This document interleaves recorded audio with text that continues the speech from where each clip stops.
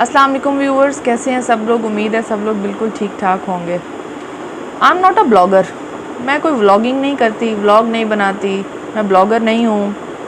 मैं सिर्फ़ एक मोटिवेट करने वाला इंसान हूँ जो मोटिवेशन देना पसंद करती है कि हाँ, आज आपने ज़िंदगी कैसे गुजारनी है, कितना साफ़ रहना है, स्किन केयर कैसे करनी है, दिल को कितना साफ़ रखना है, इस्लाम की तरफ कितना जाना है, अल्लाह को वक्त देना है, अपनी सेहत को वक्त देना है, अपनी फैमिली को टाइम देना है, अपने बच्चों का ख्याल रखना है, उनकी तरबियत करनी है, उनको वक्त देना है।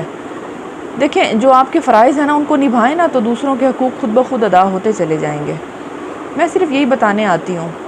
मैं ये नहीं बताने आती कि कितना फ़ैशन करना है, कितना मेकअप करना है, कितना झूठ बोलना है, थोड़ी सी ग़ीबत करना ठीक है। ऐसा नहीं है।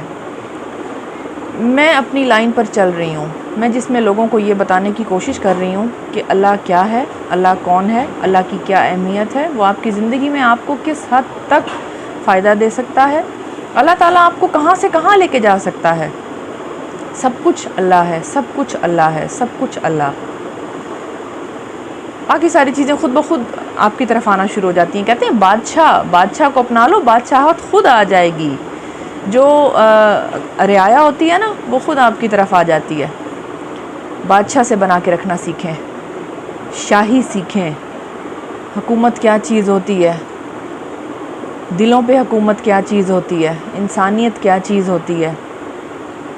ये चीज़ें बाद में आती हैं कि आपका चेहरा साफ़ है या नहीं, आप ख़ूबसूरत हैं या नहीं।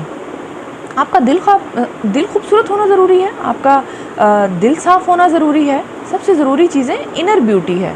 बाद में आपकी ज़ाहिरी ब्यूटी जो भी है वो नज़र आती है लोगों को। जब आपका इनर साफ़ होगा ना तो आपका ज़ाहिरी खुद ब खुद साफ़ हो जाएगा। साथ ही एक और बात भी कहती चली जाऊँ कि जब खुराक ही अच्छी नहीं है तो ये जो क्रीम्स वगैरह आप हर वक्त लगाते रहते हैं, इनका क्या फ़ायदा है। ये तो ऊपर से एक डस्ट को रिमूव करके क्रीम लग रही है।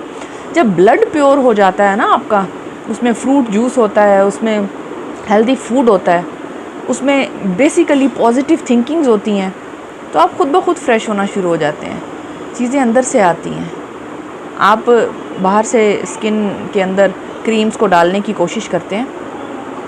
मैं समझती हूँ कि ओरल चीज़ों को लेने की, पीने की कोशिश करें, ठीक है ना। गुस्से को भी पी लें, ये भी एक और पॉइंट है। लेकिन बाहर जो आना चाहिए वो पॉजिटिविटी होनी चाहिए, क्योंकि गुस्से को पीने का भी सवाब है।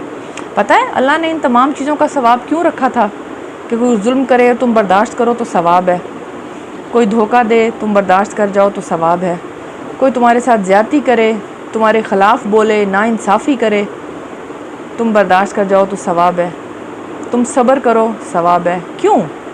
क्योंकि अल्लाह को मालूम था ये बहुत मुश्किल है, ये बहुत ज़्यादा मुश्किल है, ये नहीं होगा, ये एक शख्स की हिम्मत से बाहर है। तब उसने इसके बदले जन्नत रख दी। आप मरी जाते हैं, नारायण का खान जाते हैं, आप नॉर्दर्न एरियाज़ जाते हैं, आप बाहर के ममालिक में चले जाते हैं, आप स्विट्ज़रलैंड चले जाते हैं खूबसूरती देखने, कुदरत को देखने। अल्लाह तो पूरी दुनिया में है, अल्लाह की निशानियाँ पूरी दुनिया में। अल्लाह कहता है मुझे मेरी निशानियों से पहचानने की कोशिश करो। मैं जब कभी पहाड़ों में जाती हूँ ना तो मुझे रोना आ जाता है, मेरे आंसू नहीं रुकते कि अल्लाह मैंने आज तुझे पहचाना है, मैंने देखा है इन पहाड़ियों में, इन वादियों में, इन गहराइयों में, इस पानी में, इन पत्थरों में।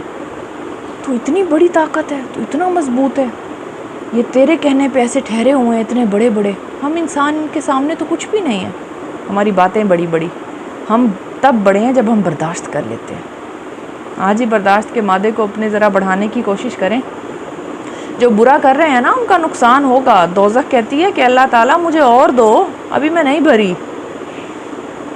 आप जन्नत में जाने की कोशिश करें, और जन्नत की चाबी नमाज है, ये भी याद रखिएगा। नमाज जन्नत की कुंजी है। बातों को थोड़ा सा घुमा फिरा कर आपको वहीं ले आती हूँ। अल्लाह ताला से अपना ताल्लुक़ मज़बूत करें, रस्सी का ताल्लुक़ बनाएं, धागे का नहीं। सारी चीज़ें आपकी तरफ खुद ब खुद आना शुरू हो जाएंगी। अपना ख्याल रखें, अपने इर्द गिर्द रहने वालों का भी ख्याल रखें और सफाई रखें। खुश रहें। अल्लाह हाफ़िज़।